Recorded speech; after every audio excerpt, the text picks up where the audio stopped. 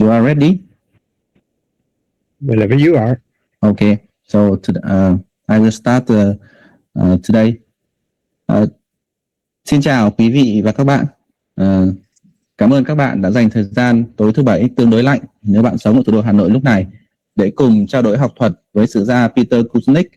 Đây là lần đầu tiên Book Hunter áp dụng format trao đổi trực tuyến cùng tác giả với sự trợ giúp của công nghệ dịch trực tiếp AI. Mặc dù AI còn xa mới thay thế được con người, đặc biệt là những vấn đề ngôn ngữ phức tạp như chính trị, lịch sử, văn hóa, nhưng cũng đáng để chúng ta thử nghiệm.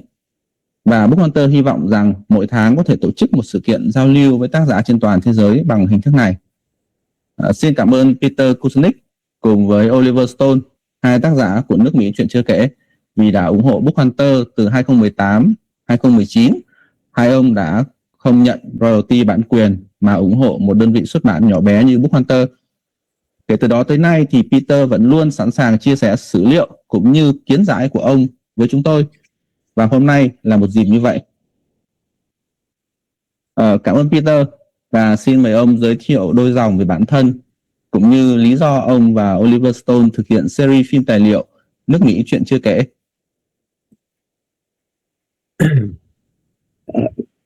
Well, Oliver Stone, I first met Oliver Stone back in 1996 when I began teaching my course called Oliver Stone's America, which was a course that was structured around Oliver's movies, which began with, did it chronologically, beginning with JFK, so we could talk about the 1960s and the Kennedy assassination. And then we took it then, that was 1996, so went through Oliver's movie Nixon. And it allowed us to look at all of American history from really World War II up through the 1990s, structured around Oliver's films and bring in a lot of guest speakers to give alternative interpretations from different interpretations than Oliver's or mine. And we stayed close friends. I wrote a screenplay for him that we hadn't gotten made yet. And then in 2007, he was in Washington, D.C. to scout locations for his new movie about the My Lai massacre titled Pinkville. And he was there just for a day, and he asked if we could have dinner together. So over dinner, we're talking about history and politics. And Oliver says, Peter, let's do it. Let's do a documentary. I said, that sounds like a great idea. I was on sabbatical, so I had the rest of the year off, and I thought we could get it done, an hour documentary, by the end of my sabbatical. When I went to see Oliver in New York 2 weeks later to talk about it, now we had an idea for a 10-hour, 10-part documentary series, and we ended up doing 12 hours and 12 parts, and also added a series of books to go along with it. The first book was about 750 pages long. The new edition of The Untold History of the United States is over 900 pages long, and that's been translated into Vietnamese. We also did what we call the Concise Untold History of the United States, which is based on the documentary film scripts. And that's the one we've recently translated into Vietnamese with the help of Nam. And then we also have young readers' books. We have a graphic novel that's going to be out soon. So we're trying to reach people every way we can. And Oliver and I also went on speaking tours across the United States and other parts of the world as well. So this was an effort to educate people about history, because Oliver was very concerned because he was watching what his own kids were reading and studying in high school, and he saw it was the same lies that he had been fed decades earlier when he was a student. So we decided we were going to counter the false histories, the false narratives, the mythologies, the lies, and talk about the real history. We titled it The Untold History of the United States. But as I commented, often the untold history is right on the front page of the New York Times. It's not so much that it's untold. The problem is that it's unlearned. And what we're up against, even now more than ever, is a vast global propaganda machine. The billionaires of the world, there are now 3,000 billionaires. The number went up rapidly again last year, but they control more than half of the world's media outlets. They control the big ones in the United States. They control the major ones around the planet. And so when people learn about history, about what's going on now, about global developments, is really what they want people to know so that they can maintain their power. And that's been the case for certainly since World War II, but that's been certainly on steroids in the recent years. So that's a little bit the background of this project. My own background, I was a civil rights activist, member of civil rights organizations for Black rights in the United States as a teenager. Then the U.S. invaded Vietnam, and I was very active in the Vietnam anti-war movement. As a freshman, first semester freshman in college, I started an anti-war group on campus. And was very involved throughout the war on that, and have been writing about nuclear issues and nuclear history, as well as war and anti-war ever since. So this project with Oliver was the capstone, in a sense. I'm now writing the new chapter to the book that's going to cover the years 2018 to 2026. Since our last update came in 2019. And the world has gotten a lot worse. The world is much more dangerous now. We're closer to nuclear war than we've ever been.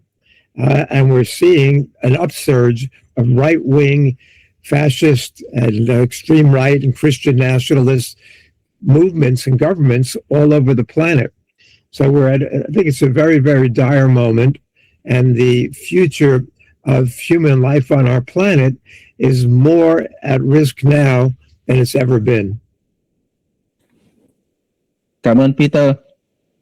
Tôi thấy là cái dịch AI có một đoạn nó chưa xử lý tốt. Đấy là Peter có nói về câu chuyện ông tham gia vào các phong trào chống chiến tranh tức là chống cái cuộc chiến mà Mỹ thực hiện tại Việt Nam á. Thì ở đây AI đang dịch thành cái chống Việt Nam và chống chiến tranh. Thì tôi xin được đính chính một chút như vậy thôi. Cảm ơn Peter đã giới thiệu đôi lời về bản thân cũng như là về dự án phim tài liệu Nước Mỹ chuyện chưa kể, cũng thực hiện cùng với Oliver Stone. Và thực ra thì các bạn nếu như quan tâm đến cái series này thì có thể lên YouTube để tìm kiếm. Tôi không biết tại sao nhưng mà bộ phim có vẻ là được chia sẻ ở trên YouTube. Không biết là bản quyền thuộc về ai, nhưng mà chúng ta có thể xem thử miễn phí ở trên YouTube. Tất nhiên là không có phụ đề tiếng Việt. Nhưng mà thay vì là thông thường thì hiện tại thì không biết là tìm mua, nếu mà muốn mua xem thì cũng rất khó đối với ở Việt Nam, bởi vì nó chưa được mở bán tại Việt Nam mà phải đổi DNS và vào Amazon Prime hoặc là Netflix gì đó. Thì các bạn có thể search thử. Đây là chúng ta có thấy đây là episode 1. Search The Untold History of the United States. Chúng ta có thể cùng Ryan, known as the Great Commoner, was an enemy of industrial tycoons and bankers and was convinced that McKinley's vision would bring disaster. Quoting a letter by Thomas Jefferson, he said, "If there be one principle more deeply rooted than any other in the mind of every American, it is that we should have nothing to do with conquest." Having now annexed several foreign colonies, the Philippines, Guam, Pago Pago, Wake and Midway Islands, Hawaii and Puerto Rico, and asserted practical control over Cuba, the United States was about to betray its most precious gift to mankind.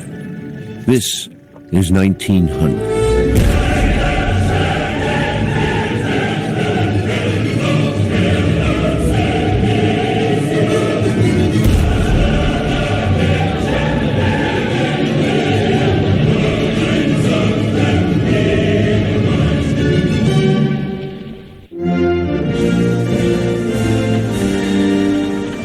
Most Americans thought the United States had fulfilled. Như Peter nói thì như Peter đã giới thiệu thì series này có 12 tập, mỗi tập khoảng 1 tiếng. Thì các bạn có thể dành thời gian để xem 12 tập, mỗi tập khoảng 1 tiếng để chúng ta có thể theo dõi. Còn nếu như mà thích đọc sách thì có thể tìm cuốn sách ở trên Book Hunter.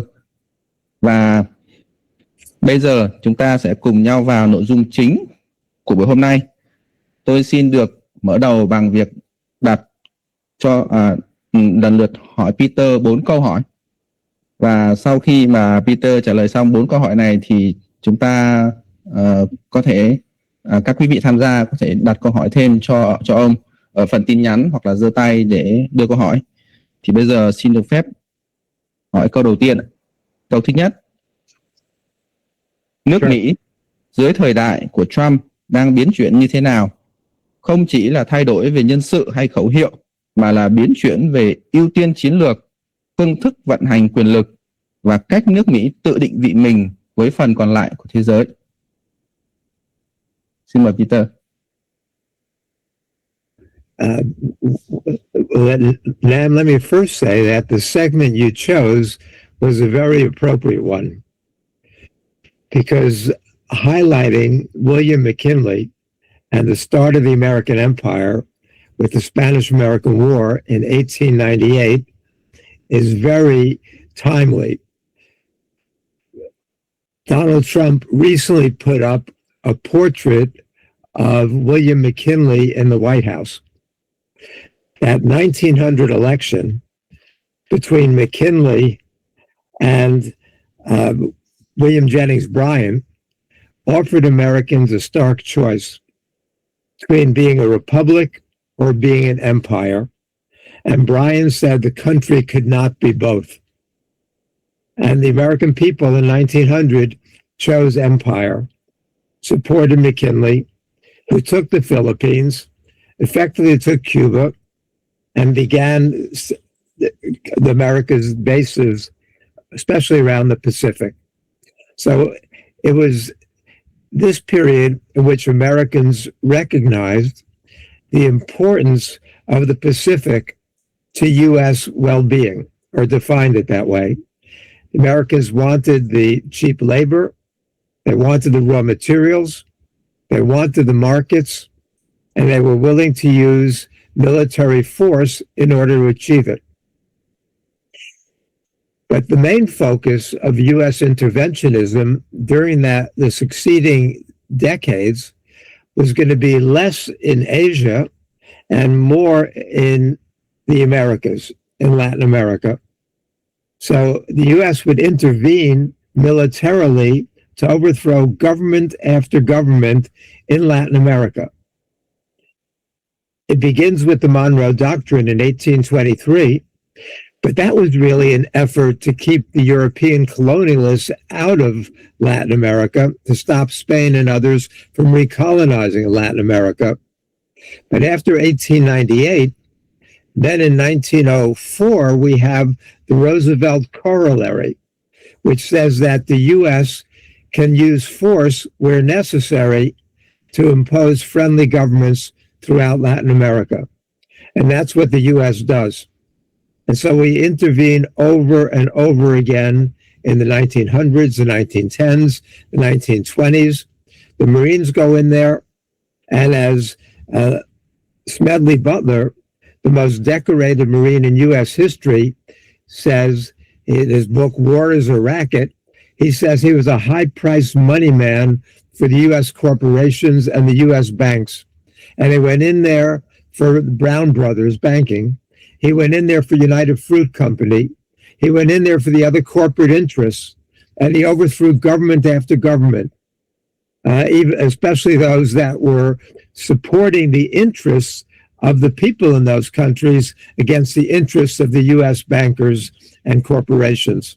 And that was the history, and that's remained the history. It's just being spoken about more openly and more nakedly now in the United States than it has been before. So one of the big changes that's gone on with Donald Trump is that the U.S. before used to embrace something called American exceptionalism. The Vietnamese know that this is nonsense. But the Americans grew up believing this, believing that the United States was not only different from all other countries, the United States was better than all other countries. Only the United States wanted to spread freedom and democracy. We didn't go in there because we wanted territory, we wanted resources, or we wanted more power. We intervened around the world in order to spread freedom and democracy. Well, fortunately, Donald Trump has dispelled that notion once and for all. I don't think there's any aware person who believes that any longer, and Donald Trump doesn't put up any pretense of believing it himself, nor do the people around him. So we saw in the recently released National Security Strategy, in which Donald Trump embraces a new Roosevelt corollary, calls it the Donroe Doctrine, or the Trump corollary to the Donroe Doctrine, and says that all of the Western Hemisphere, and especially all of Latin America, belong to the United States, and the United States can act with impunity in supporting its interests in Latin America. This has been the case forever. Under Lyndon Johnson in the 1960s, who the Vietnamese sadly know all too well, we had what was called the Mann Doctrine. And the Mann Doctrine for Latin America said that the U.S. will no longer care about opposing military dictatorships and other oppressive governments. The U.S. is going to judge our relations with governments in Latin America by how well they support U.S. investments in Latin America. So sometimes we say this openly. Ronald Reagan in the 1980s, with the interventions repeatedly to Guatemala, Nicaragua, El Salvador, supporting the death squads. Henry Kissinger's support of death squads, Operation Condor in Latin America, going around Latin America, killing reformers and revolutionaries and progressives. And this has been U.S. policy for decades, but now the quiet part is spoken out loud. Now Donald Trump makes no pretense. For example, he said recently in an interview with the New York Times, he was asked, this was after the invasion of Venezuela, he was asked if there are any limits to his global powers. And Trump said, yeah, there is one thing, my own morality, my own mind. It's the only thing that can stop me. So no other presidents spoke quite like that. And but that's the naked truth. Back in 1948, if I have a little historical digression, George Kennan wrote a secret memo. George Kennan, as people might know, was the brains behind U.S. containment policy, containment of Russia, and the architect of the Cold War. And he was comparatively one of the good guys. But George Kennan said in this memo in 1948, we have 6.3% of the world's population, but we control 50% of the world's wealth. We cannot help but be the object of envy and resentment. But the challenge ahead of us in this period is to maintain that position of disparity. We can't do that with idealistic slogans about freedom and democracy. We have to deal in cold power concepts. And that's the reality that we're seeing now. You know, that's the world that the Americans created, the world of Pax Americana, the world of the American empire. We saw the recent report just this week from Oxfam that said that billionaires' wealth surged around the world. But in 2025, the first year of Trump's second term, billionaires' wealth increased 3 times the rate that it was increasing previously. It jumped 16% in 2025 alone. The billionaires now own $18.3 trillion worth of wealth, 3,000 billionaires. The increase last year of $2.5 trillion equals the total wealth of the bottom half of the people on the planet. 4.1 billion people have less wealth than the billionaires' wealth increased last year alone. So this is the realization of what Kennan was talking about in 1948. So when Donald Trump speaks idiotically about how the world is taking advantage of the United States, how the Europeans and the third world and the Chinese are taking advantage of the United States, this is just total nonsense. It's the U.S. and the wealthy Americans who have got more power than ever, and more of them are in the cabinets, in the parliaments than ever, really have increased their wealth at the expense of the poor of the earth, 1/4 of whom don't have enough food. So back to your question about how things have changed in the recent period. It's become a naked grab for power on the part of Trump and his minions. Trump came to office with the worst cabinet in American history. There's a 19th century term that hasn't gotten used for a long time called kakistocracy. That means government by the worst people. If you look at the people around Trump, he's got the overt fascists, people like Stephen Miller. What is Stephen Miller's philosophy? He made that clear. He said, we live in a world, in the real world, that is governed by strength, that is governed by force, that is governed by power. These are the iron laws of the world since the beginning of time. Well, they're certainly not the way decent people think about the world. This is the world of the law of the jungle. Might makes right. The strongest eat the poorest.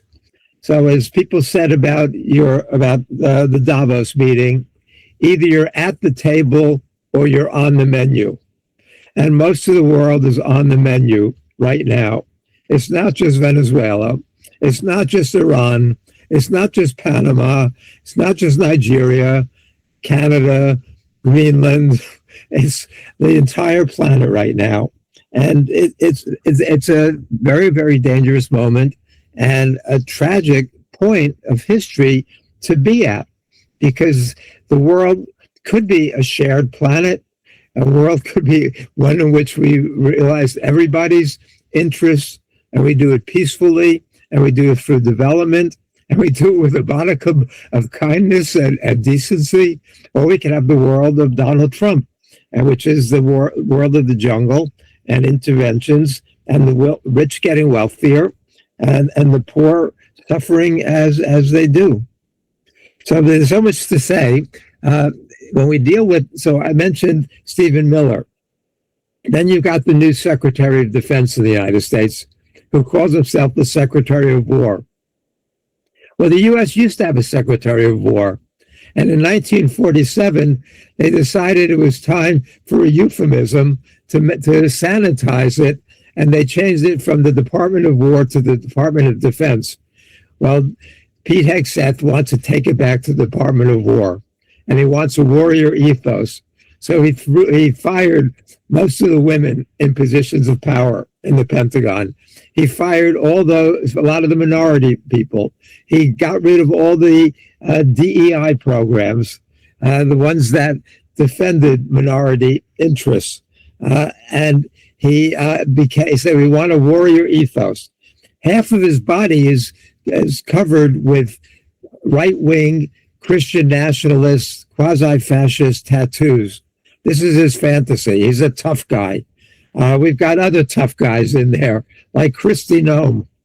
She was going to get a better position with a candidate for vice president till she bragged about shooting her pet dogs in her memoir. So now she just, under her aegis, they just shoot undocumented immigrants and American citizens in American cities now. So you've got Kristi Noem. You've got Kash Patel, the head of the FBI. we can go through the list of these people, but one is worse than the next. Then you've got the other ones who are supposed to be the adults in the room, like Marco Rubio. Well, Donald Trump made fun during the 2016 campaign of the size of Marco Rubio's hands and his genitals. And so Marco Rubio has been trying to prove what a tough guy he is ever since. So now he's on Trump's board of peace. Now he's the one who's going to run Latin America. He was the brains behind the invasion of Venezuela. His real goal is Cuba. His family left Cuba in 1956, even though Rubio lied and said that his parents left Cuba in 1949 to flee from Fidel Castro. His parents actually left 3 years before, when Batista was still in power. But now, this part of the strategy behind taking Venezuela is to cut off the oil that was sustaining Cuba. Cuban economy is in bad shape because the U.S. has had this embargo against Cuba since Castro came to power, really, and it's destroyed the Cuban economy. But Cuba has been getting a lot of very inexpensive oil and gas from Venezuela. Well, now, as Trump said, he's going to run Venezuela, and Rubio is going to be the king of Cuba once the government in Cuba topples, which the U.S. has been trying to do since 1959, when Castro came to power. They think they can do that now. But they want to run the table. They want to go after topple the government in Colombia, Nicaragua, threats to just now yesterday against Bolivia. They have this vision of being the dictators of the world. And if we look at Trump's board of peace that he proposed, which is so absurd, it's beyond laughable. But the board of peace, Trump gets to choose who's on the executive board. Trump gets to veto every policy he doesn't like. Trump gets to maintain domination over this body even after he's out of office till the end of his life. He's going to be the dictator globally. And this idea and what he's doing is trying to replace the United Nations with this Trump-dominated body. In the United Nations, all 5 of the original members have veto power. In the new Board of Peace, only Trump will have veto power. The delusions of grandeur that this man exhibits are so beyond the pale of, Hitler might have had these kind of fantasies about dominating the world. Stalin just wanted to build communism inside the Soviet Union. He didn't really care. Then he wanted a buffer zone because the Soviets have been invaded twice through Eastern Europe. So he wanted a buffer zone of friendly countries, but he didn't have a vision for global conquest the way that Hitler did or the way that Trump does now. But one of the things that is very sad to me, and I'm not sure if this is accurate or not, because the list of countries that signed up that I saw today did not include Vietnam. But a list that I saw yesterday did include Vietnam. And I was very sad to see that, because nobody, when you have this kind of bully, when you have to stand up to him, which the Europeans have shown no backbone at all. Trump mocks the Europeans. In his national security strategy, he said that because the Europeans have allowed in all these people of color from Africa and other places, he said Europe faces civilizational erasure. Those were his terms. And he mocked Europe. And he says Europe is nothing anymore on the global stage. Well, that's partly true because Europe has exerted no leadership. So when Trump imposed the tariffs on Europe, the Europeans didn't retaliate. But now Trump says he wants Greenland. Why does he want Greenland? Because in 2017, Ronald Lauder, the heir to the Estee Lauder fortune, another billionaire and friend of Trump's, told him that the U.S. should have Greenland. They've got great resources, and Lauder has been investing already in Greenland's resources. So Trump got the idea and he started fixating it on his first term, but he came back to office with this idea really obsessing him. So he wants those resources. In his Davos speech, he said that it's a sheet of ice. He said, you've given so much to NATO. They've never given anything back to the United States. Let them at least give us Greenland, which of course is part of Denmark, was semi-autonomous under the control of Denmark. Then Trump says, we need it for our national security. We need it for the Golden Dome. This idea of the Golden Dome is total fantasy on Trump's part. Trump saw the Iron Dome over Israel, and that it partly protected Israel from incoming missiles and drones from Iran. It really wasn't an Iron Dome. It was more of an iron sieve, because a lot of them got through there. However, this is a fantasy, beginning with Ronald Reagan in the early 1980s, through Donald Trump. We've already wasted $50 billion on this. Trump's scheme will cost us tens of trillions of dollars, and it will not protect the United States. Israel is the size of New Hampshire. The United States is a vast country. No missile defense scheme could ever protect the United States against an incoming attack. When U.S. does experiments to shoot down incoming missiles with the missile defense system, they always do an experiment with one incoming missile. They know where it's going to be. They know what it's going to do. And we shoot down the one incoming missile under these controlled conditions 56% of the time. If there's an actual attack on the United States, there won't be one missile. There will be hundreds or possibly thousands of missiles. Each one will have hundreds of decoys. The U.S. will not have enough interceptors. Right now, the U.S. has 50 interceptors. We cannot differentiate between the real attack and the decoys.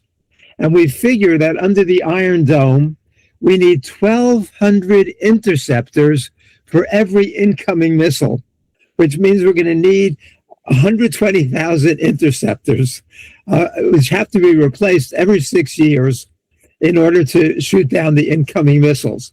And we can only shoot them down in the ascent phase. Once they reach there, which takes very few minutes, once they reach that point, then they shoot off all the decoys, and we can't shoot them down anymore.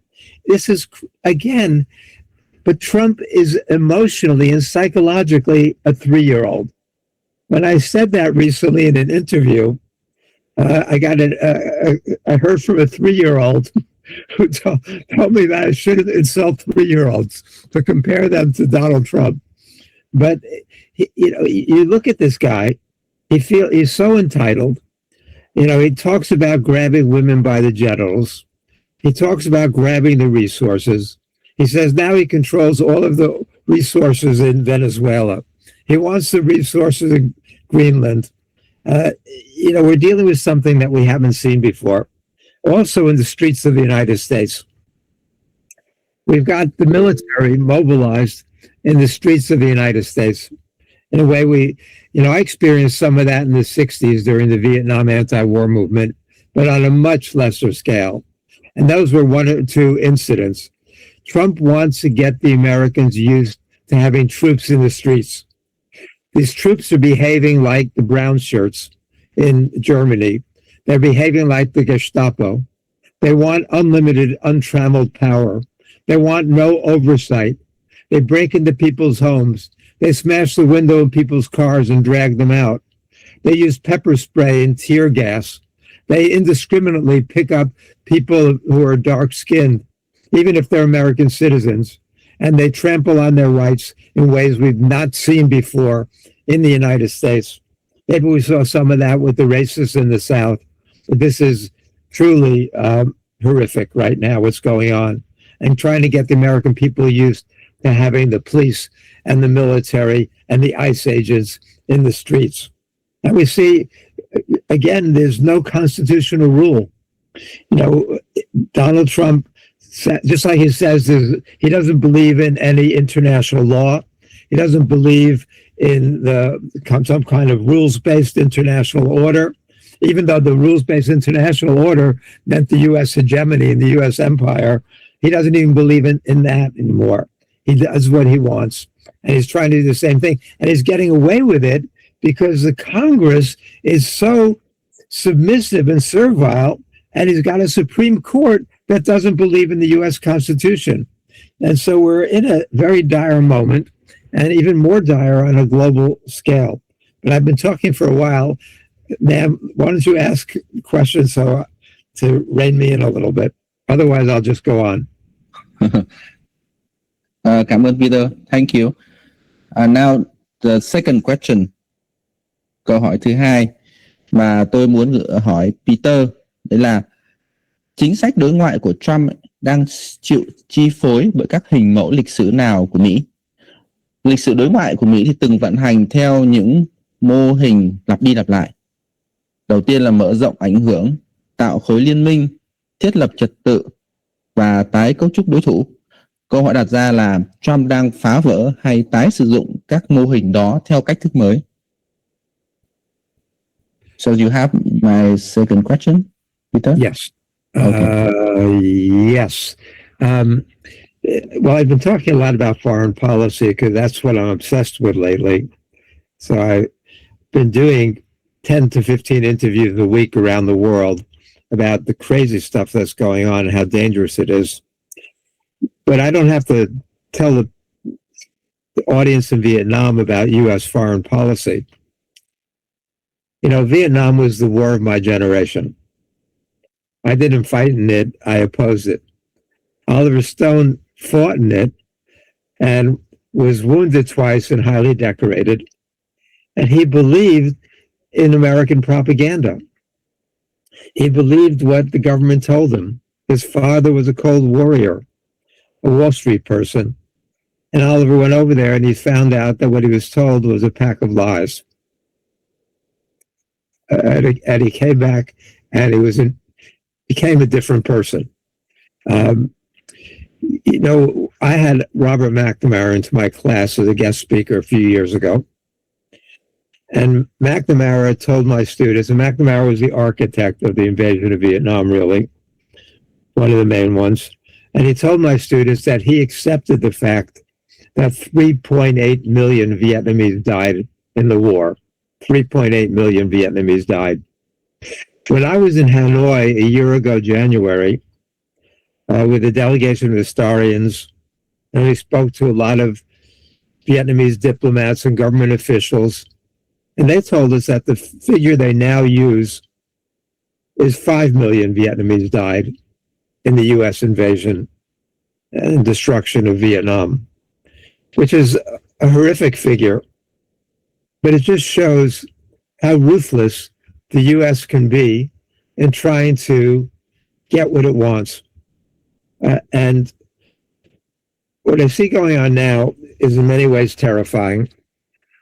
On June 10th, Tulsi Gabbard, June 10th of last year, 2025, Tulsi Gabbard, U.S. Director of National Intelligence, in one of her increasingly rare lucid moments, released a 2.5-minute video starting off in Hiroshima. And she says that what happened in Hiroshima in 1945 was tiny. It was minuscule compared to what would happen now. She said the weapons we have now are so much more powerful to make the little bombs that were used in Hiroshima and Nagasaki on August 6th and August 9th, 1945, really relics of a bygone era. And she went on to say that we are closer now to nuclear annihilation than we have ever been. She was right. Donald Trump was furious with her, and she was cut out of future deliberations. If you saw about the braying and celebrating the invasion of Venezuela, Tulsi Gabbard was nowhere to be seen among the foreign policy elites in the United States. But I thanked her for that truthful acknowledgement. Then in October 20th, I think it was, Sergei Narishkin, the head of the Russian intelligence agency, SVR, issued a statement that civilization is in a more fragile situation now than it's been certainly since the end of World War II. He also agreed that we're at a turning point, an inflection point, a moment where we either have to regain our sanity or we are faced with the loss of not only civilization, but life on the planet. We've seen similar warnings. We've seen Lavrov, the Russian foreign minister, say that every time he hears America first, it reminds him of the Nazis, Deutschland über alles. You know, we're Prime Minister Modi said that this is not a moment of war. This is not a time of war. But sadly, it is a time of war. We've got the war in Ukraine. We've got threats of war everywhere. Trump has been in office for a year. He's already bombed 7 countries. And his explanations for what he does are beyond absurd. What did he say about Greenland? He wrote to the head of state in Denmark and said, I was denied the Nobel Peace Prize, which I deserved, and your government is responsible. And therefore, I'm not going to support peace anymore.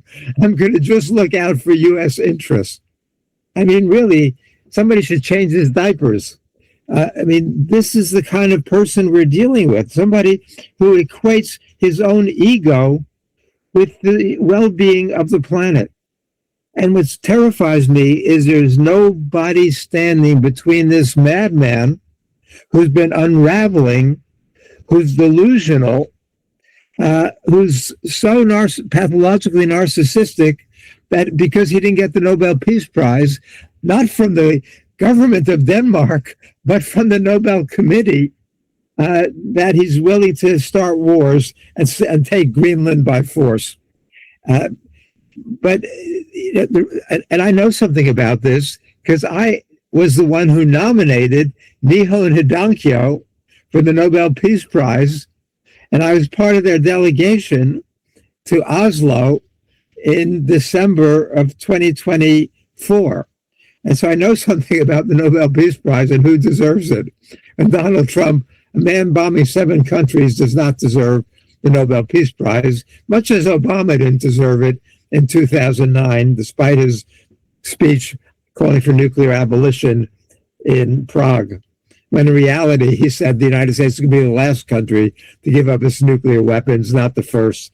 And while the U.S. was involved in wars in Afghanistan, Iraq, and elsewhere at the time.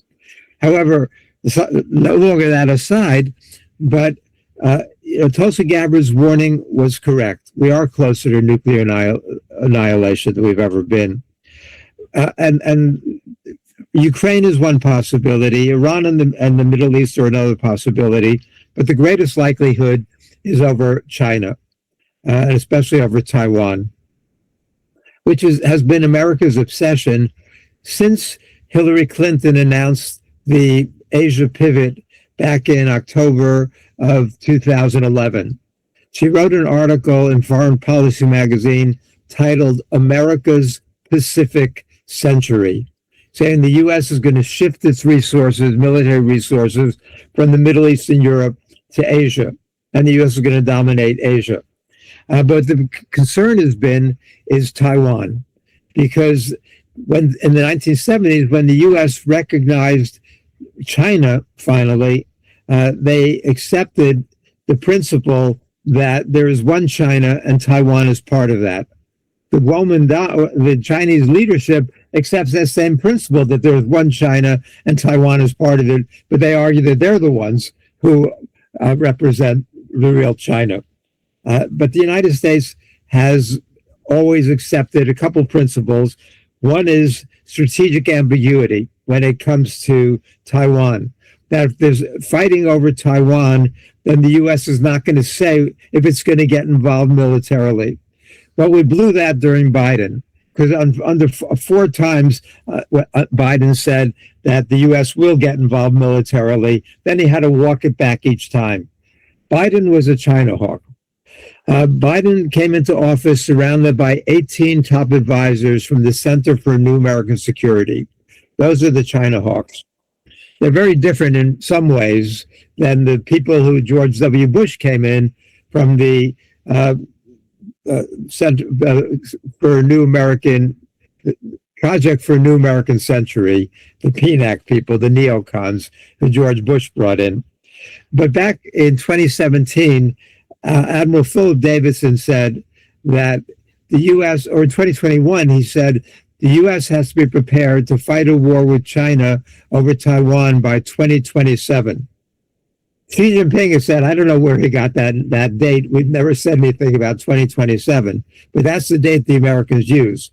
Then in 2023, General Mike Minihan told his troops that the U.S. and China will be at war by 2025. Fortunately, that hasn't happened. But then on August 20th of 2024, there were 2 crucial articles that came out the same day. David Sanger, the national security expert in the New York Times, said the United States is preparing to fight a simultaneous 3-front nuclear war against Russia, China, and North Korea. That same day, August 20th, 2024, somebody named O'Herty had an article in the well-respected Bulletin of the Atomic Scientists, which said that the U.S. is that there are 2 schools of nuclear planners. One school believes in old-style deterrence theory, that we need nuclear weapons as a deterrent against the Russians or the Chinese or anybody else, that we can wipe them out and they can wipe us out. So there's a balance of terror, and nobody's going to start a nuclear war because they know they'll be wiped out. But they said that there's a second school of new nuclear planners who believes the United States can fight and win a nuclear war. The U.S. has always maintained this nuclear triad, which means fighter jets and bombers that can attack countries by air, intercontinental ballistic missiles, and nuclear submarines with submarine-launched ballistic missiles. They knew that some of the systems could shoot down the incoming bombers. They knew that the ICBMs, the intercontinental ballistic missiles, were vulnerable to a first strike because their locations were known. But what was always the wild card was the submarine-launched nuclear weapons. What this article says is with AI, with new sonar technologies, we now can pinpoint the location of all the Russian and Chinese nuclear subs.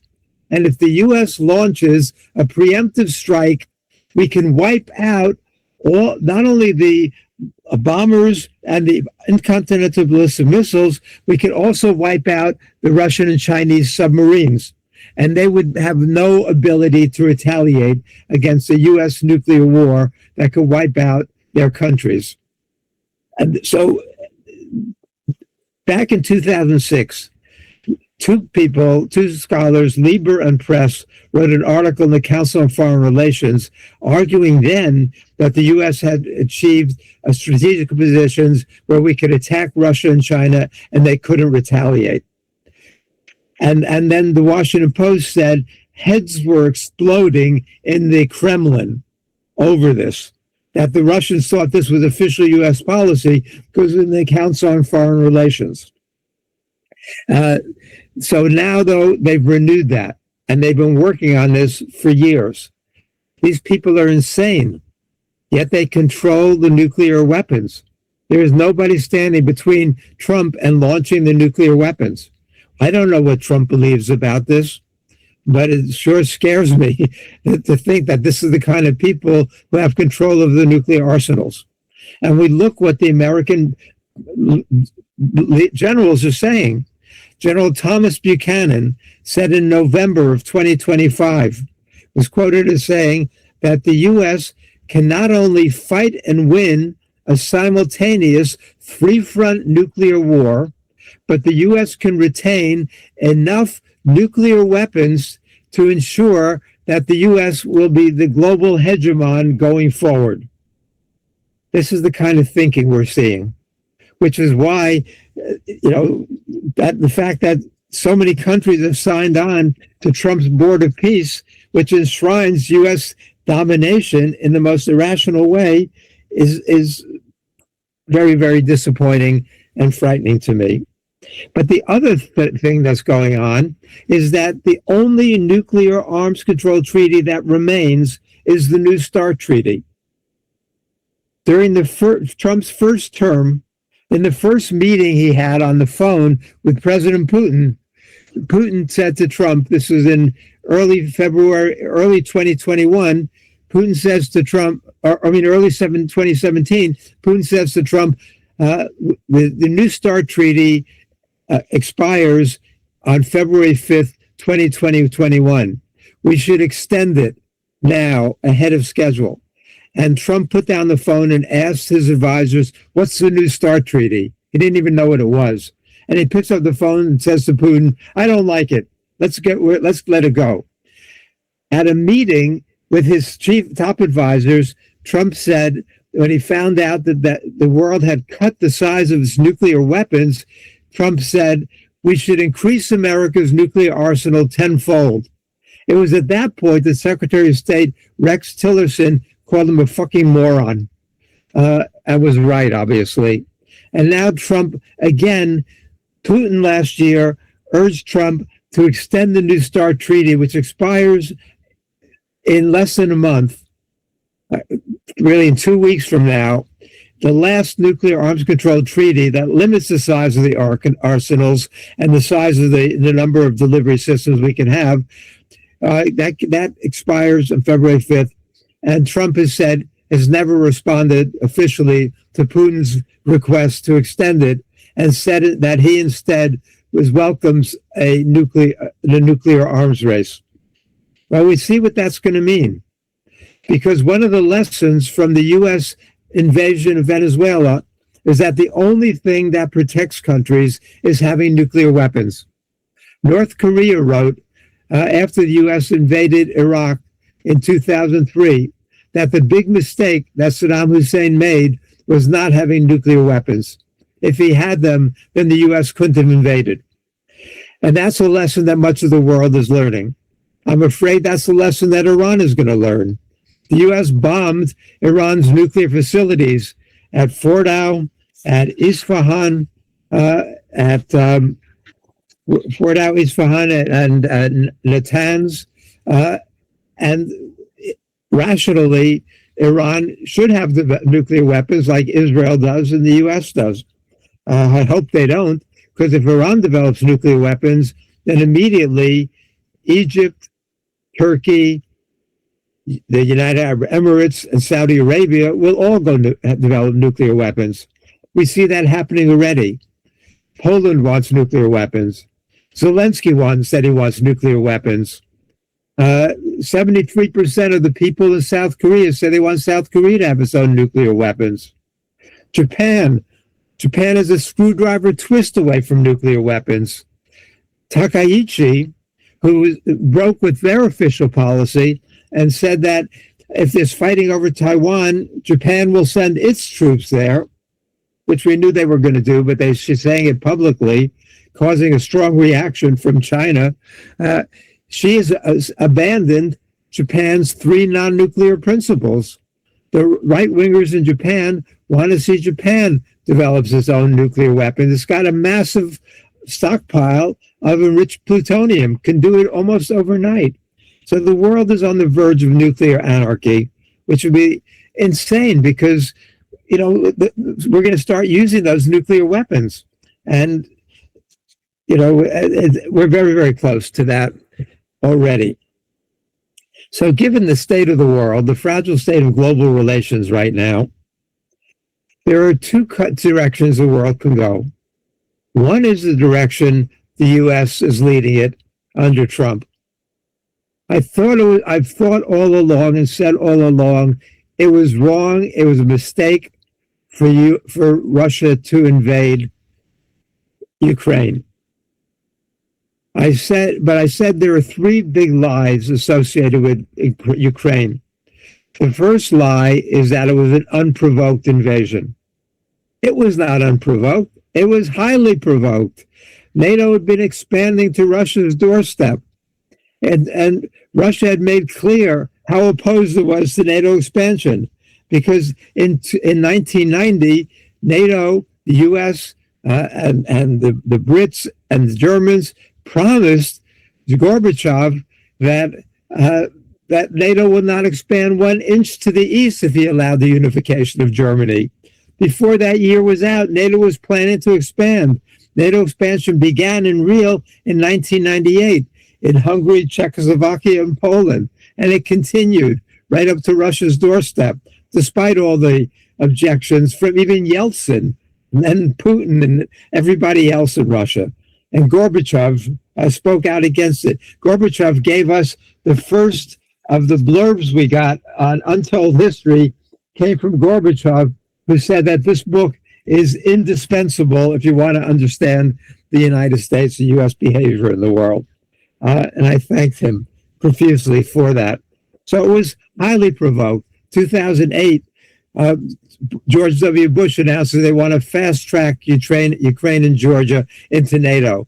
The U.S. ambassador at the time, William Burns, who was later the CIA director, William Burns wrote a memo back to Washington titled, "Niet means niet. Don't cross Russia's red lines when it comes to Ukraine and Georgia." American statesmen warned this was going to provoke a Russian invasion of Ukraine. And then in 2012 or 2014, late 2013 and 2014, you've got the Maidan uprising. You've got the U.S. overthrowing Yanukovych in a coup, even though Yanukovych had agreed to elections in 3 months that were going to likely oust him. The U.S. helps the coup to overthrow him. And that's when the Russians moved into Ukraine and they started supporting the liberation forces in the Donbass. And then it's been hell since then. And we need to end this. But the other two myths about it are that if we provide enough aid to Ukraine, they're going to be able to take back the land that Russia has taken from them, which is never going to happen. And the third big lie, the third myth, is that if Putin gets a win in Ukraine, he's going to gobble up one piece of Europe after another. That is so absurd, but it's being promulgated by all the leaders in Europe. I just wrote an article that came out last week about this. Russia has been in Ukraine for 4 years. It's been fighting in the Donbass for 4 years. It can't even take the Donbass from Ukraine. Is Putin that irrational that he's going to want to go to war against NATO? That he's going to want to go to war over Greenland? That he's going to want to go to the war over the Baltics? No, that is never going to happen. But if you look at those statements by the leaders of the European powers, especially the big three warmongers, you've got Macron in France, Merz in Germany, and Starmer in the United Kingdom, you would think that Russia is planning to invade Europe tomorrow. As Rutte, the head of NATO, said, if Russia takes Ukraine, then Europe is next. You've got Merz saying that the Russian invasion of Ukraine is like Hitler taking the Sudetenland in Czechoslovakia in 1938. You've got similar statements by Starmer and Macron, but you look at the statements by the Kaja Kallas and the other leaders there, they're all saying the exact same thing. The leading French general, Fabien Mandon, said recently that he told the governors in France, he said, the problem with you governors is that you're afraid of losing France's children, that you have to be willing to lose France's children to stop Russia. You've got similar statements by the head of the militaries in the other countries in Europe, the intelligence chiefs in Europe. Blaise Metrueli, the new intelligence head of the MI6, says the same thing. They all say this, and they're doing it in order to scare the European peoples into supporting this insane warmongering. How do you get the Europeans to give up the social programs that have made Europe such a model for the world, the free education, the free healthcare, the housing programs, the other programs that have made life in Europe so wonderful for so many people? How do you get them to give that up and start spending 5% of their GDP on their military and later 10%, like Trump's been demanding of other countries? You do that by scaring the crap out of them, by saying, as it was Tusk said recently, the head of Poland said, either give us the money now or give us your blood later. So if this idea that if we don't waste our resources on our militaries, then we're going to be paying in blood later, the blood of our children, the blood of our citizens, the blood of our soldiers.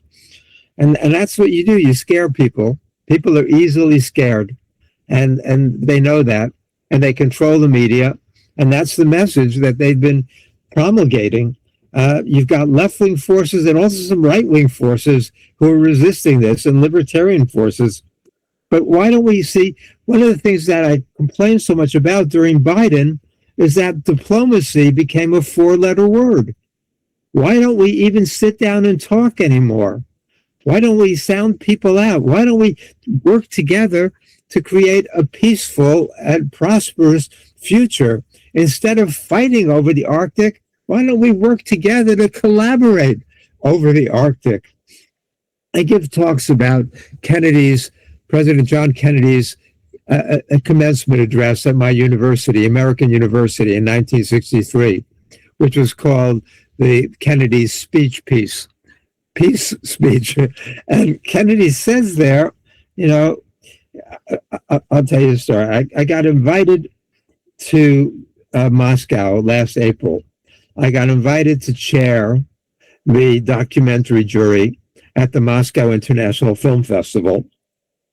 And I was told to give a speech on national television at the award ceremony about why we chose the Chinese film that we did. But I got up there and I said, it was very meaningful to me, very special, that I was one of only 2 Americans invited to the film festival. The other was a very good actor. And I said, but it also made me very sad. I said, I spoken earlier that day at Moscow State University, Russia's leading university. And afterwards, the dean said to me that I was the first American to have spoken at Moscow State University in more than 3 years. And I said, that made me sad. And I said, it reminded me of what Kennedy said in his AU commencement address, when he said how sad it made him to think of the gulf between our two peoples, between the American people and the Russian people. And I said, that has to end. And he said, but in order for that to end, Russia has to end its invasion of Ukraine. And this was on national television, so they didn't stop me. And I got tremendous applause from the audience. There's a Russian audience. And they all applauded because they want that war to end. Then a lot of people came up to me afterwards and said, you called it an invasion. You're not allowed to do that on Russian television. I said, of course I know. I did it deliberately because it is, and it has to end. And I hope it does. And I hope it ends quickly, because even from the standpoint of the Ukrainian people, if 6 months from now, it's only going to be worse. There'll be tens of thousands, scores of thousands, more people dead, more infrastructure destroyed, more people frozen, and Russia will have more land, Ukrainian land. This is not getting better for Ukraine. It's only getting worse. But we look at this on a global scale. So what is the U.S. planning to do if China tries to take Taiwan by force? U.S. strategy, as Davidson said, U.S. naval forces are 5,000 miles away. It will take the U.S. Navy 3 weeks to get there. However, if there's war, the U.S. has operational control over the South Korean military. So in addition to 28,500 U.S. troops there, we deploy the South Korean troops. We also have effective operational control now over the Japanese military, and plus more than 50,000 troops. I was recently in Okinawa. I've been there several times. Oliver came with me one time and to support the anti-base movement. And I was invited there in 2025 by Governor Denny Tamaki, the governor of Okinawa, in order to support to do talks and media and support the anti-base movement. Because despite the fact that the people of Okinawa vote time after time to stop the construction of the new base, to stop the base relocation from Futenma to Henoko, the U.S. forces them to go along with this, as does the government in Tokyo. And when my friend Hatoyama, with whom Oliver and I co-authored a book recently, Hatoyama was elected prime minister of Japan on a peace platform. He was the first non-LDP leader to be elected with the Japan Democratic Party. It was Obama who crushed him because Hatoyama was trying to prevent the base relocation from Futenma to Henoko and the building the new base in the Ora Bay. And so what we're seeing, across Asia and across much of the world is this militarization. And nobody thinking about how we end things peacefully, how we work together to create a peaceful and prosperous planet. And I got some hope recently from the BRICS, the formation of the BRICS, the SCO, the Global South, the recent meeting in Beijing when Putin and Modi were walking hand in hand and went to talk to Xi Jinping about how we work together for a development model for the world and not for a military and exploitation model, not for wars, unending wars. Anyway, I've gone on a lot. I should probably stop so people can ask some questions. Yeah, thank you, Peter. So, Peter, we'll have only 20 minutes left. And now I will give the chance for the participants to give you some questions. And now please limit the time for each question in about just 5 minutes. Is that okay, Peter? Sure, great. Okay. Bây giờ xin cảm ơn Peter đã chia sẻ với lại chúng ta qua 2 câu hỏi vừa rồi cũng khá là dài. Tôi còn 2 câu nữa nhưng mà chắc không đủ thời gian, cho nên là bây giờ tôi xin được chuyển qua phần đặt câu hỏi của các bạn tham gia. Các bạn có thể gõ tin nhắn hoặc là giơ tay để đặt câu hỏi ạ. Và tôi thấy bạn là Nguyễn Đức Dương đặt câu hỏi. Xin mời bạn Dương. Vâng, cảm ơn anh ạ. Chắc là em sẽ nói tiếng Anh với tác giả luôn.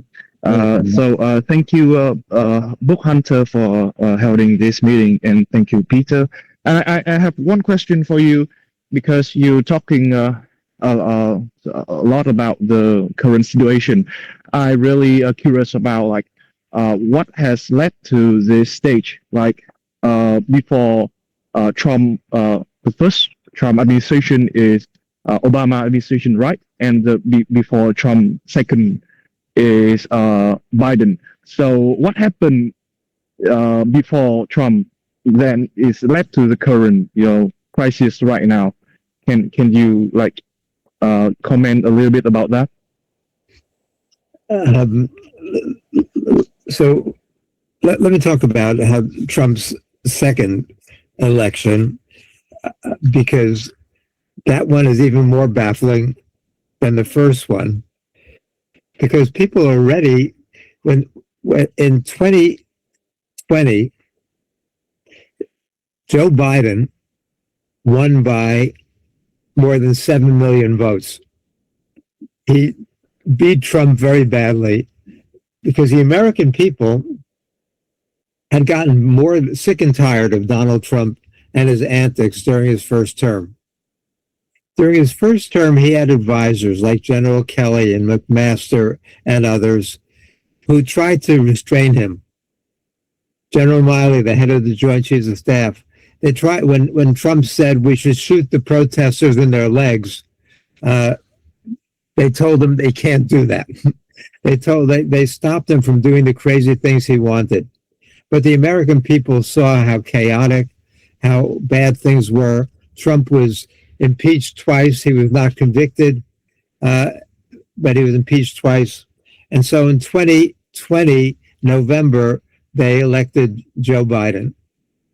Biden was, in some ways, his domestic policy was pretty good, but his foreign policy was terrible. And he was, in some ways, out of touch. He said that he kept trying to tell the American people how well off they were, how well the economy was doing. And they were feeling in their pocketbooks that they were suffering. They were getting poorer, not richer. And then Biden performed so terribly in that the first debate when he couldn't get a coherent sentence out, and he became a laughingstock. And the country saw that Donald Trump was at least strong and forceful. And then when there was that assassination attempt on Trump, and he got shot in the ear, and he gets up with his fist out there, and he's very defiant and macho.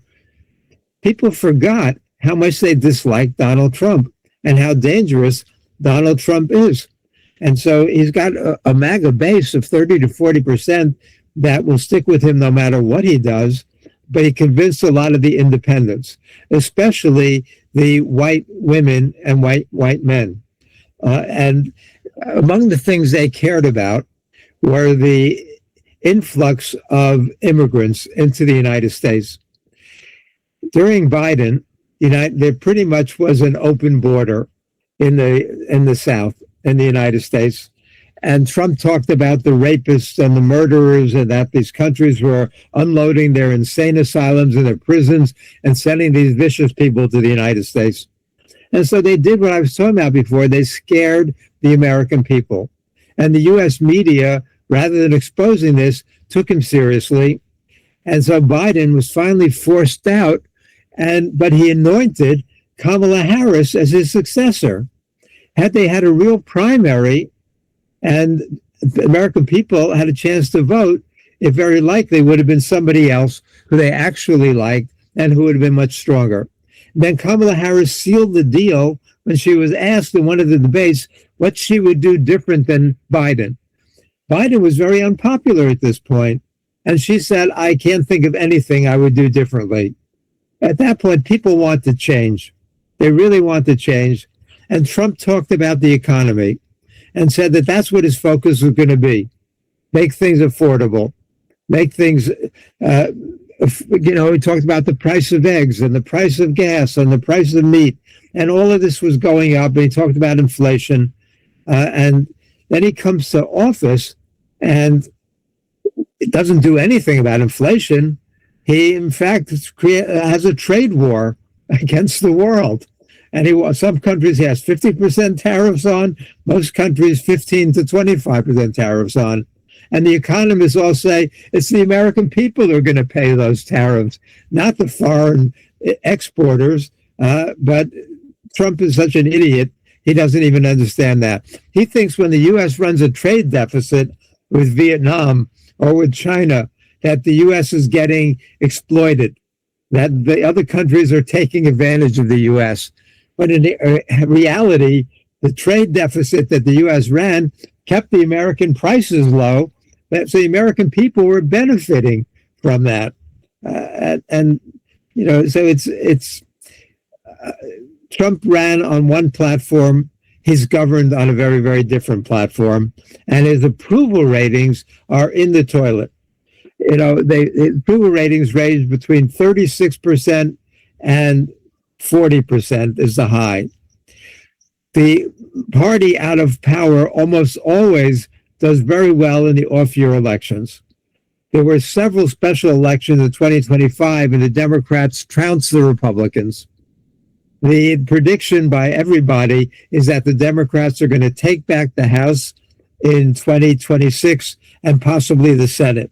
It's going to be a change election, because on top of the fact that the Democrats are out of power is the fact that Donald Trump's policies are all so unpopular. Even the ones that got him elected, like the economy and immigration, the people see what's happening in the streets. They see the fascist tactics of the ICE and the military, and they're very, very angry about it. And so even on those areas, the latest polling shows that 40% of the Americans support what Trump's doing, and 56 to 58%, or 58% in those areas, oppose what Trump's doing when it comes to dealing with inflation, the economy, and immigration. So even in Trump's strongest areas, he's very, very weak right now. So that gives me some hope. We have to delay.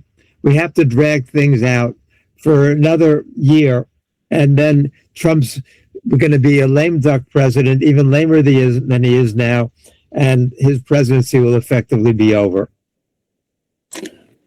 Thank you, Peter. So there are 3 questions in the chat. Do you see it?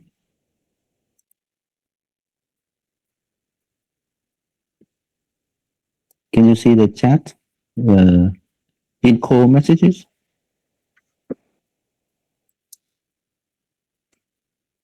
Ma'am, those don't get translated as much. Okay, so I will read the quick question for you. I hope you can answer them quickly. So the first question is, many observers argue that the NSS functions as a U.S. strategy to buy time for nation-building efforts. What is your opinion on this?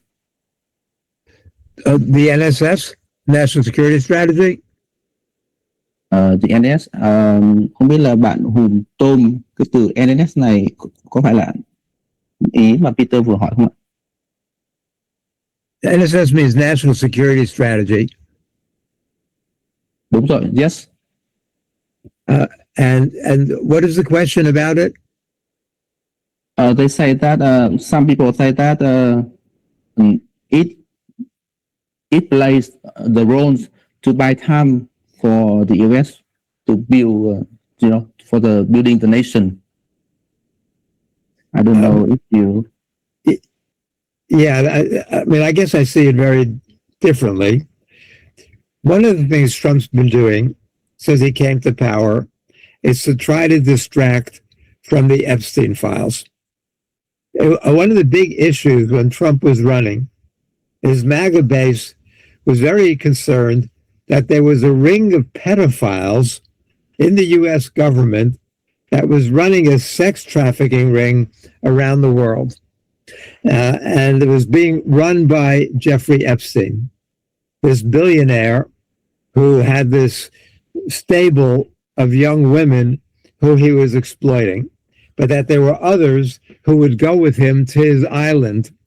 And, one of the ironies about the Greenland stuff is that the U.S. had made a deal whereby the U.S. had got what it wanted in Greenland in 1951, got rights to set up whatever military installation it wanted in Greenland, but in return, the U.S. gave Denmark the Danish West Indies islands, and one of those islands is what we call Rape Island, the one that Jeffrey Epstein used to fly his buddies down to rape young women down there.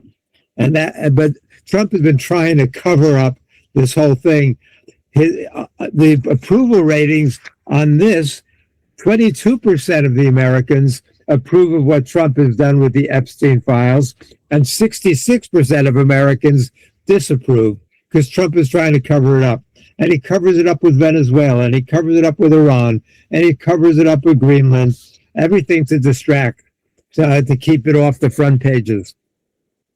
So the national security strategy called for the U.S. to totally dominate in Latin America. It also called for the U.S. to maintain its domination over the first island chain in the Pacific. So the U.S. is not giving up domination in the Pacific. The U.S. is doubling down on domination in the Pacific. And the U.S. is doubling down on the potential use of nuclear weapons in the Pacific. Part of the U.S. strategy, the main Trump advisor on Taiwan is a man named Elbridge Colby. Colby's been writing for years about the need to integrate nuclear weapons into the seamlessly into U.S. strategy in the Pacific, and saying that we should not be afraid to use tactical nuclear bombs against China if there's fighting over the Pacific, over Taiwan. And this is Trump's main advisor on the Pacific. And so the national security strategy doubled down on that. They talked also about the need to maintain support for the Israeli genocide in Gaza and for stopping Iran. So the only place they pulled back on, you could say, is Europe. They said Europe is weak and less consequential, and which is, empirically true. Europe used to represent over 40% of global GDP. Europe now represents about 13% of global GDP. So the Europeans, instead of being warmongers when it comes to Ukraine and gutless when it comes to Greenland and Denmark, they need to stand up, but they need to stand up for peace and a much more progressive vision. Instead of wasting that money on their militaries, they need to be putting that toward uses that will actually benefit their people again. Thank you, Peter. Just the other question is,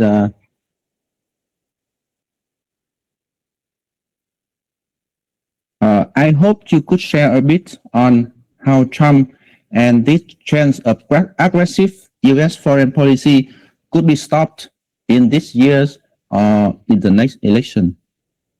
Yeah. Well, under Biden, the Democrats were as bad as the Republicans when it came to being neoconservative and looking for military solutions. It was perplexing and disappointing to me that Biden thought so little about peaceful solutions. He thought he was at war with Russia and China and North Korea and Iran and other places. And rather than trying to find ways to integrate them into the global order, he found ways to isolate them or tried to. Biden believed in alliances. The Quad, AUKUS, other alliances that Biden tried to create.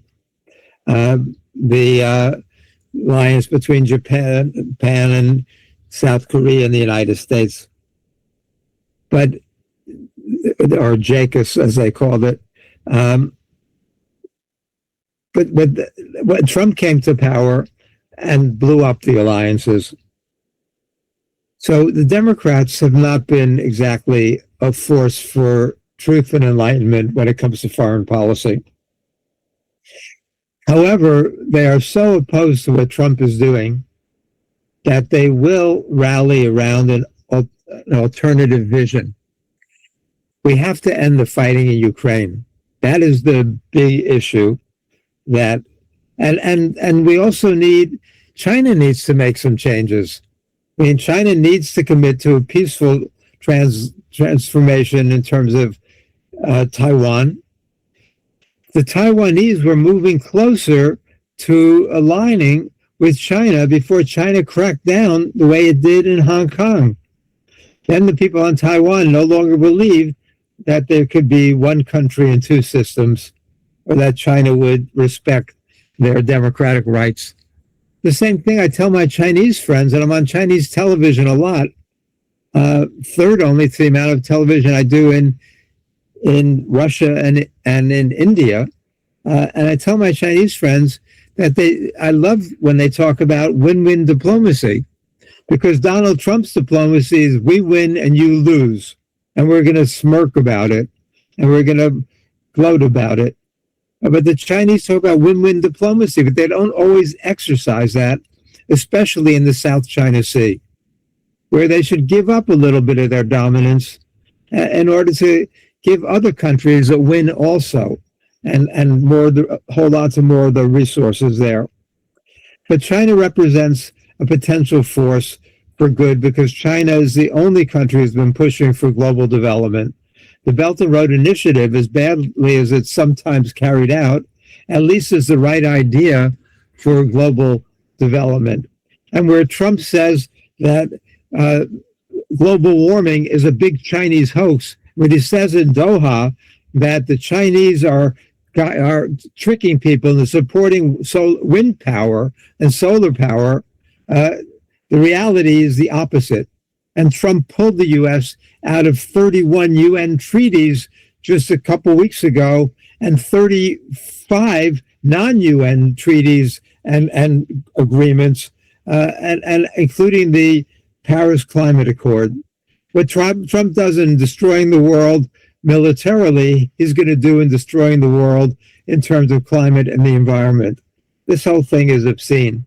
And the third world is going to suffer, and the third world needs, and the underdeveloped world and the global South has been standing up for itself in a much more, in a way that represents something much more positive. And we see with the African Union also, and the SCO and the BRICS. So there is an alternative vision. In the 2026 elections, hopefully the Democrats will win in a landslide, and that's going to turn the country against Trump even more than it is now. But Trump is so unpopular. He's unpopular by historic margins at this point, and has been for months now. And so the more that Trump does, the more people realize they hate what he's doing. And so that makes me a little more optimistic, but we still have to get through the next 10, 12 months in order to be safer than we are now. Thank you, Peter. Do you still have time for just 2 short questions? Very short, because I've got to run. But yeah. Just one question from Chuck Cersei, huh? Hello, anytime from Chuck. I always have time for that.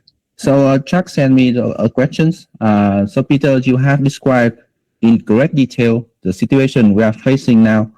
But what is the solution, and what role should Vietnam play if joining Trump's new board is not the right move?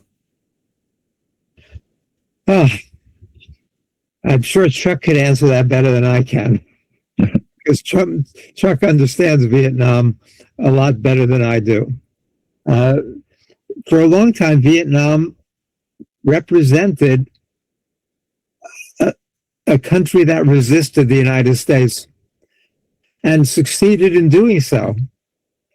The world looked up to Vietnam. Vietnam was a model of a country that was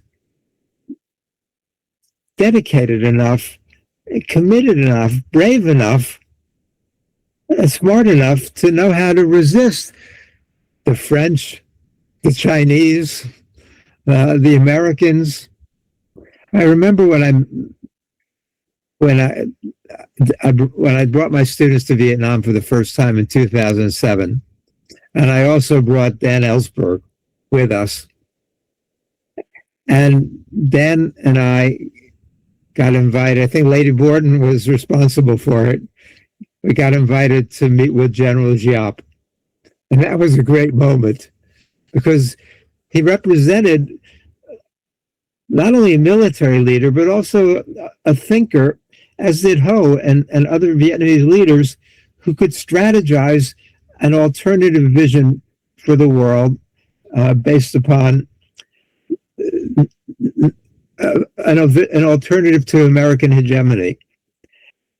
So when I saw, and I'm not sure if it's correct or not, that Vietnam was part of this board of peace, I got very depressed and very disappointed. Because I think Vietnam has got to work with the BRICS countries and the global South to show that if you stand up to a bully, you're going to pay a price, but you're going to win in the long run. And that's what Ho said. He said, the United States must eventually leave Vietnam, but Vietnam can never leave Vietnam. The United States can dominate the world militarily as it did in Venezuela, but the United States is not going to win in the long run. The people are going to win. We just have to get through this ugly time ahead of us.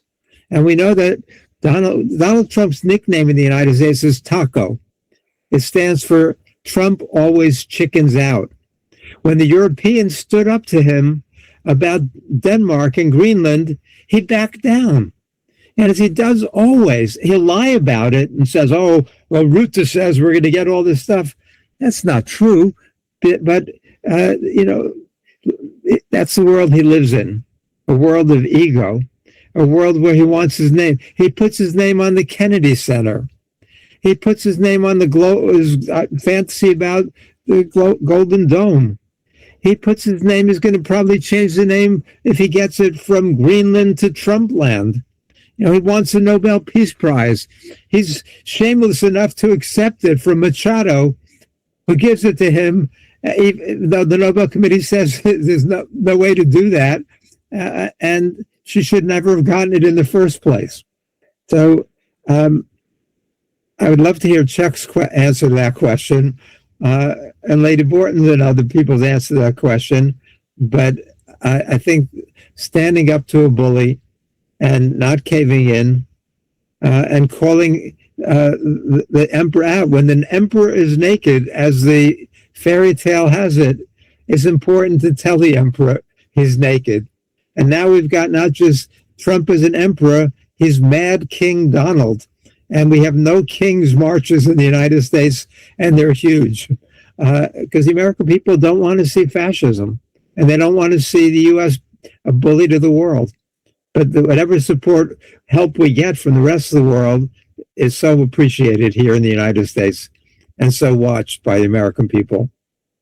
So anyway, ma'am, thanks to you for arranging this. Thanks everybody for listening. And Thank you. It was a great honor to join you today. Yeah, thank you, Peter. Thank you a lot for today. And see you next time, maybe in the summer, autumn. Thank you. Okay, bye-bye. Anytime, ma'am. Thank you, everybody. Yes. Mình chỉ muốn có một đoạn AI nó dịch hơi bị sai cái đoạn mà cái nickname của Trump là Taco ấy. Thì Chicken Now không hiểu sao nó lại dịch thành là Trump kiên nhẫn. Chicken Now chính là kiểu nhát gan và sợ chạy mất dép ấy. Thì mình đính chính một chút vậy thôi. Trước khi kết thúc sự kiện ngày hôm nay thì mình xin được dành một chút quảng cáo cho cái tủ sách ký ức mà Book Hunter đã thực hiện. Các bạn có nhìn thấy không ạ? Đây là tủ sách mà cuốn sách Nước Mỹ chuyện chưa kể thuộc về, và có lẽ ở đây chúng ta cũng thấy được là nó đã được khá là đầy đặn, khá là nhiều, đủ các lĩnh vực từ Việt Nam sang Hoa Kỳ, sang châu Âu, Trung Quốc, Do Thái, đủ cả. Thì cái lý do mà chúng tôi thực hiện tủ sách này đó là trong thời đại của những cơn sóng truyền thông thì ký ức quý báu hơn bao giờ hết. Ký ức có thể là những mẫu hồi ký, những sự thật lịch sử bị che khuất, những trang sử, những điều nằm sâu thẳm bên trong tâm trí của chúng ta. Và với tủ sách ký ức thì chúng tôi muốn khơi lại những điều đã và đang bị lãng quên, không phải là để quét thêm nỗi đau mà để góp phần hàn gắn. Thì tôi hy vọng rằng trong quá trình tổ chức chương trình ngày hôm nay có chỗ nào chưa ổn thì mong quý vị và các bạn thông cảm. Chúng tôi rất mong nhận được feedback chi tiết và góp ý về cách thức tổ chức chương trình để chúng tôi có thể hoàn thiện hơn trong tương lai. Thì chương trình của chúng ta xin được kết thúc và dừng tại đây. Hẹn gặp lại các bạn trong sự kiện của tháng sau, hoặc là tháng sau nữa khi mà chúng tôi sắp xếp được thì sẽ gửi thông báo đến tất cả các bạn. Thank you, Chuck, for joining us today. Yeah. Okay. So have a good night, everyone.